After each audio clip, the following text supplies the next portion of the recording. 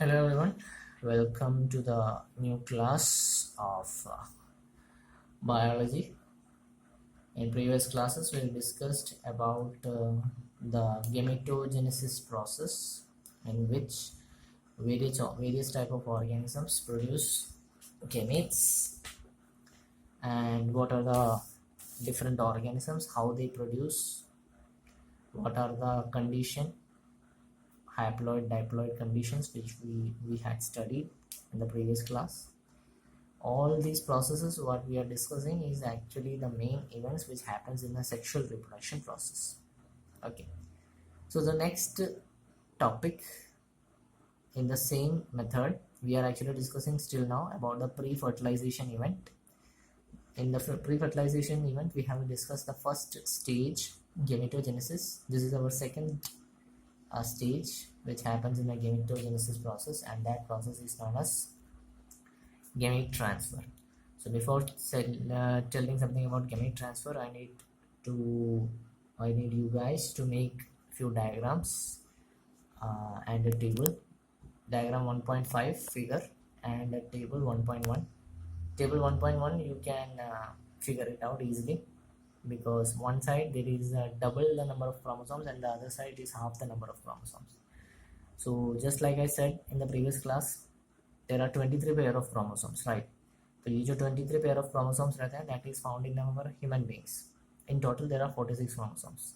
Means in haploid condition there will be 23 chromosomes, and in diploid condition it will be in pairs. That means in diploid condition it will be 46 chromosomes.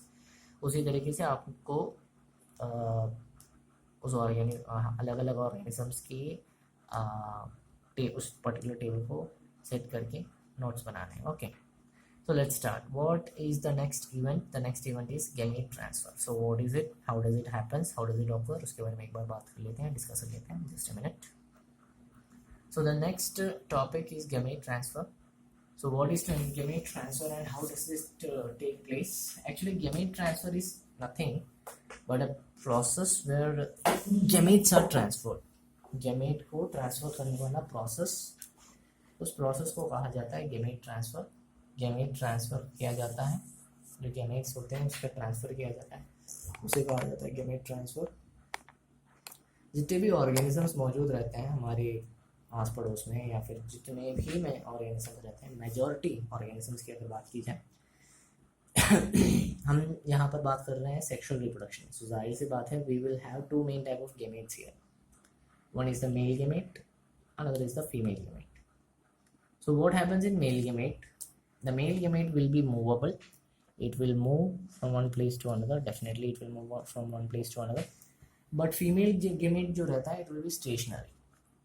ये जगह पर रहता है, ये इधर उधर मंडराता नहीं है. It will be at a particular place.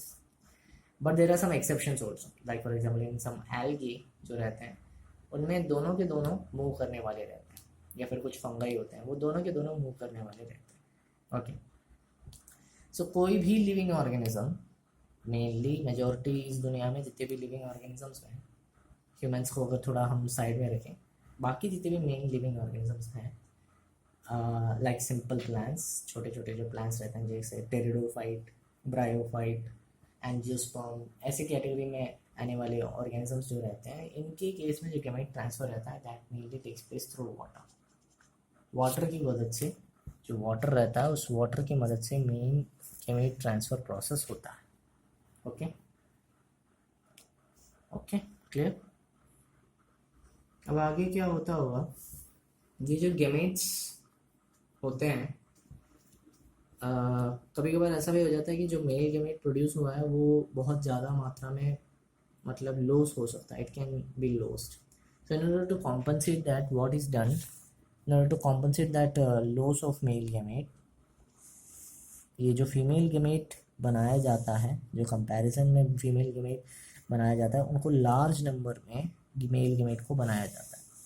बहुत सारे लाखों के तादाद में मेल गेमेट को बनाया जाता है. मतलब आप अगर सिर्फ एक या दो मेल गेमेट को बनाते हो और फीमेल गेमेट बहुत सारे आ गए और बाई चांस में वाटर मीडियम में ये सारे मेल गेमेट चले गए, क्योंकि फीमेल गेमेट तो मूव नहीं करेगा, मेल गेमेट ही मूव करेगा. So because of that, in order to avoid the loss of this or loss of this male gamete, large number of male gametes are produced in comparison to female gamete. Okay. अब देखते हैं plants के case में, animals के case में, humans के case में क्या क्या प्रोसेसेस होते हैं. मेनली यहाँ पर अब प्लांट्स के केस में बताया गया है और थोड़ा एक हद तक एनिमल्स के केस में बताया गया है. ह्यूमन रिप्रोडक्शन का एक प्रोसेस आगे आपके चैप्टर्स में आएगा, तब थोड़ा और डिटेल में देखेंगे. यहाँ पर बहुत छोटी छोटी बेसिक चीज़ें बताई गई. Okay. So what happens in flowering plants, जो फ्लावर करने वाले जो प्लांट्स रहते हैं, they have pollen grains present in. ये जो पोलन ग्रेन्स होते हैं, इनके अंदर मेल गैमेट मौजूद रहता है और जो ओव्यूल रहता है, ओव्यूल, उसके अंदर फीमेल गैमेट मौजूद रहता है. Okay. The male gamete is present in the pollen grain. Pollen grain के अंदर की कौन सी चीज़, पोलन ग्रेन के अंदर जो एंथर रहता है वो एक्चुअली इस पोलन ग्रेन को प्रोड्यूस करता है. एंथर होता है वो पोलन ग्रेन को प्रोड्यूस करता है और उस पोलन ग्रेन के अंदर मेल गैमेट होता है. जो ओव्यूल होता है वो फीमेल गैमेट प्रोड्यूस करता है. एक्चुअली ये जो ओव्यूल पाया जाता है, it is in the stigma. The reproductive part होता है, आपने सुना होगा स्टिग्मा, स्टाइल, ओवरी, एक पार्ट रहता है, एक पूरा एक सेक्शन रहता है इसमें. ये स्टिग्मा, इसमें ओव्यूल रहता है, इसमें ओव्यूल मौजूद रहता है और ये फीमेल गैमेट वाला रहता है स्टिग्मा. तो एंथर्स पोलन ग्रेन्स प्रोड्यूस करते हैं और इस प्रोड्यूस किए गए एंथर को स्टिग्मा तक पहुंचाया जाता है. जाहिर सी बात है मेल गैमेट फीमेल गैमेट के पास जाएगा जहाँ पर ये ओव्यूल प्रेजेंट होता है. अब हमने दो कंडीशंस पढ़े थे प्लांट्स के केस में. One is the dioecious condition, another is the monoecious condition. Monoecious condition में प्लांट में जो मेल फीमेल फ्लावर होता है एक ही प्लांट में होता है. डायेशियस में फीमेल मेल फ्लावर जो होता है वो अलग अलग प्लांट. यहाँ पर हम उसी चीज़ की बात नहीं कर रहे हैं. बाइसेक्सुअल प्लांट मतलब मोनेशियस प्लांट. जो मोनेशियस प्लांट रहता है, जो बाइसेक्सुअल प्लांट रहता है, जैसे पीस, कोकोनट इसके एग्जांपल हैं, वो ट्रांसफ़र बहुत इजी हो जाता है. क्योंकि अगर आपके पास एक फ्लावर है, फ्लावर में अगर पोलन ग्रेन ऊपर की तरफ है तो सपोज़ इसका स्टाइल, इसकी स्टिग्मा वगैरह नीचे की तरफ है, तो उसी पर गिरना, उसी प्लांट पर गिरना बहुत आसान है. या फिर सेम प्लांट के अंदर है तो एंथर के अंदर से पोलन ग्रेन प्रोड्यूस होकर स्टिग्मा के अंदर जाना बहुत आसान है. ओके. वो होता है बाइसेक्सुअल प्लांट के केस में. ओके. अब क्या होता है जब वो एक यूनिसेक्सुअल प्लांट हो, what if it is a dioecious plant. Dioecious plant में क्या होता है, जब पोलिनेशन प्रोसेस होता है वो थोड़ा लेंथी हो जाता है. पोलिनेशन प्रोसेस कहते हैं डायेशियस प्लांट्स में जो भी प्रोसेस होता है. वैसे भी जो हमने अभी पढ़ा था वो भी एक टाइप ऑफ पोलिनेशन प्रोसेस ही था. एंथर को स्टिग्मा तक पहुंचाने वाला प्रोसेस, वो भी पोलिनेशन प्रोसेस ही है. ये भी एक पोलिनेशन प्रोसेस है. Pollen grains just start to germinate. Pollen grains होते हैं वो स्टिग्मा तक पहुंच जाते हैं और वो फूलने लग जाते हैं, जर्मिनेट होने लग जाते हैं. जैसे ही पोलन ग्रेन स्टिग्मा तक पहुंचता है, एक छोटा सा ट्यूब जैसा स्ट्रक्चर, पोलन ट्यूब जिसे कहते हैं, पोलन ट्यूब, ये ट्यूब ओव्यूल तक पहुंच जाता है. एंड ओव्यूल तक पहुंचने के बाद मेल गैमेट को वहां पर डिस्चार्ज किया जाता है. किसमें? ओव्यूल के अंदर मौजूद एग सेल में. फिर वहां पर फर्टिलाइजेशन प्रोसेस होता है, मतलब मेल गैमेट और फीमेल गैमेट फ्यूज हो जाता है एंड उस मेल गैमेट फीमेल गैमेट के फ्यूजन के तहत वहाँ पर जाइगोट फॉर्म होता है और वो अगला स्टेज कहलाया जाता है फर्टिलाइजेशन, पोस्ट फर्टिलाइजेशन इवेंट. ठीक है. ओके. जो बड़े एनिमल्स वगैरह रहते हैं, बड़े हायर ऑर्डर एनिमल्स, जैसे हम हो गए एनिमल्स, दूसरे किस्म के एनिमल्स हो गए, उनके केस में स्पेशल मैकेनिज्म होता है इस गैमेट ट्रांसफ़र के लिए. ओके. ओके. फर्दर डिस्कसिंग, अभी जैसे बताया था आप लोगों को, जो डायेशियस एनिमल्स होते हैं या फिर जो स्पेसिफिक जेंडर वाले ऑर्गेनिजम्स होते हैं, उनका जो रिप्रोडक्शन प्रोसेस है या जो जरिया है वो स्पेशल केसेस में रहता है. उसके बारे में हम नेक्स्ट आगे वाले चैप्टर्स में पढ़ेंगे. तो उतने जो आपने पढ़े थे गेमेटोजेनेसिस और गैमेट ट्रांसफ़र, वो एक्चुअली उतना ही था, उसमें ज़्यादा कुछ खास नहीं था. तो जब आपके पास गैमेट्स मिल चुके हैं तो अगला प्रोसेस ज़रूर आपके पास जो रहेगा वो रहेगा, what is it? It is the fertilization event. तो what is fertilization, how does it take place, उसके बारे में एक बार देख लेते हैं. Fertilization event, what is actually fertilization? It is nothing, मतलब एक तरफ से fertilization process is the process of fusion of gametes. It is known as also by the name syngamy. सिंगमी के नाम से भी इसको जाना जाता है, SYNGAMY, इसे सिंगमी के नाम से भी जाना जाता है, सिंगमी। ये जो रिप्रोडक्शन फेज है इसका सबसे इम्पोर्टेंट, सबसे मेन इवेंट रहता है फर्टिलाइजेशन इवेंट। इस प्रोसेस में क्या होता है, what happens is a diploid zygote is formed in this case. Diploid, I had already told you, it's a condition where the number of chromosome or the set of chromosome is not single but double set of chromosomes will occur, means both from male and female parents, right?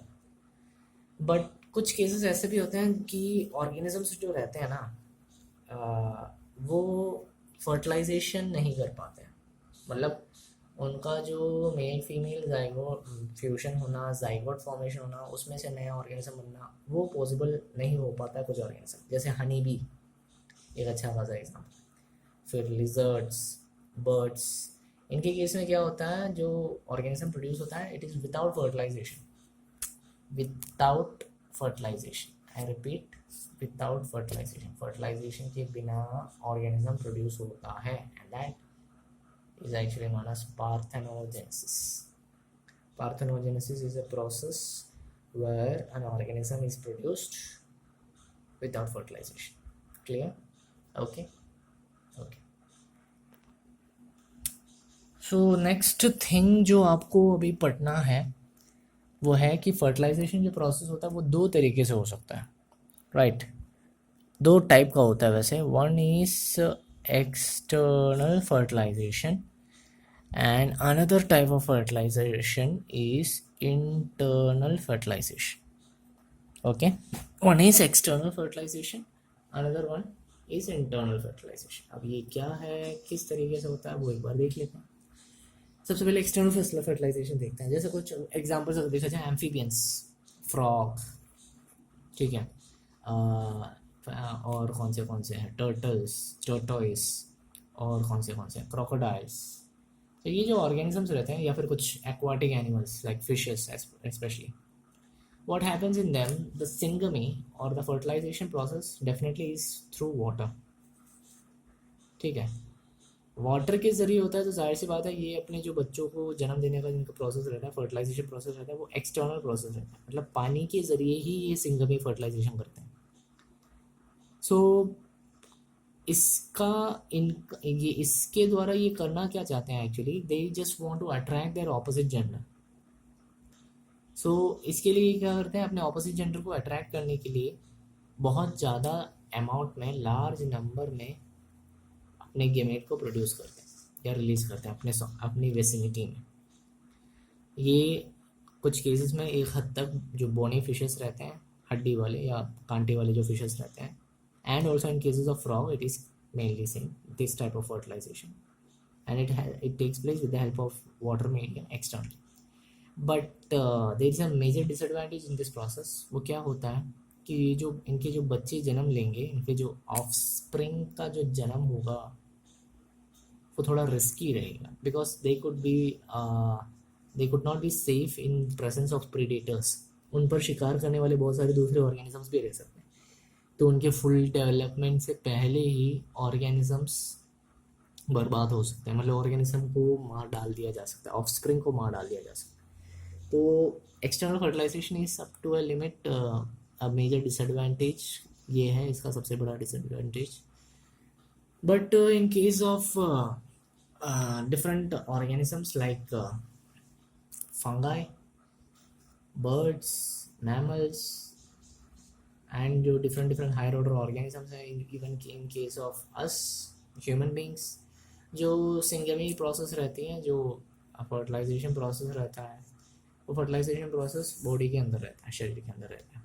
Okay, that is known as the internal fertilisation. जैसे आपको बात, इन सभी cases में क्या होता है, जो egg होती है वो फीमेल बॉडी में प्रोड्यूस होता है, राइट, बताया था आप लोगों को। मेल गेमेट उस एग के पास जाकर फ्यूज़ होता है। अब जो एग के पास जाके जो फ्यूज़ होने का जो प्रोसेस रहता है, उसमें एक जाहिर सी बात है ह्यूमंस के केस में या फिर कोई भी मेल ऑर्गेनिज्म के केस में देखा जाए, जो स्पर्म सेल्स मौजूद रहते हैं, जो मेल गेमेट वाला सेल रहता है, it will produce in large number, बहुत ज़्यादा मात्रा में, बहुत ज़्यादा क्वांटिटी में, बहुत ज़्यादा अमाउंट में प्रोड्यूस किया जाता है. And so there is a condition that the number of eggs दस प्रोड्यूस्ड, ये जो एग्स की काउंट है जो प्रोड्यूस है वो बहुत reduced number of eggs produce किया जाता है. ह्यूमन बींग्स के केस में अगर एक इंटरेस्टिंग फैक्ट बताया जाए, जो एग सेल प्रोड्यूस किया जाता है, मतलब जो मेल फीमेल गेमेट प्रोड्यूस किया जाता है, इट इज़ ओनली वन, सिर्फ एक फीमेल गेमेट प्रोड्यूस किया जाता है. लेकिन जो स्पर्म सेल है, जो मेल गेमेट है, it is produced in lakhs, लाखों में प्रोड्यूस किया जाता है. यानी कि कहते हैं ना, बचपन अपना जो लाइफ शुरू होता है वो एक रेस से ही शुरू होता है, जैसे 3 इडियट्स में कहते हैं, जो सबसे पहले पहुंचेगा वो जीत जाएगा. तो लाइफ के एक रेस की जैसा ही है फर्टिलाइजेशन प्रोसेस में. सबसे पहला एग सेल से टच करके फ्यूज़ करने वाला सेल जाइगोट फॉर्म करेगा, और बाकी सभी वहीं पर ही पड़े रहेंगे, बिना किसी काम के, बिना किसी मतलब. Okay, so these are the processes that takes place in a fertilization event. तो हमने प्री फर्टिलाइजेशन इवेंट के बारे में बात किया है, फर्टिलाइजेशन इवेंट के बारे में बात किया है. अब बारी है हमारे पोस्ट फर्टिलाइजेशन इवेंट की, जिसके बारे में हम पढ़ेंगे नेक्स्ट चैप्टर में. ओके, नेक्स्ट क्लास में. So this is all about the class. I hope you enjoyed it. इसके नोट्स जैसे आपको बताया जाता है, इसके नोट्स आपको मिलेंगे इसी वीडियो के कमेंट बॉक्स में. सो गूगल ड्राइव अकाउंट होना ज़रूरी है. Just access the PDF, download it and start writing your notes without any delay. 12th के क्लासेस हैं आप लोगों के, so you must not be delayed in writing your notes. As soon as possible you should write your notes. And all the best wishes for your future. And पढ़ते रहिएगा, साथ साथ में लॉकडाउन है तो थोड़ा सेफ भी रहिएगा, अपने आप को भी सेफ रखिए एंड अपने फैमिली मेम्बर्स को भी सेफ रखिए. Okay, so that's all for the class. Thank you and have a nice day.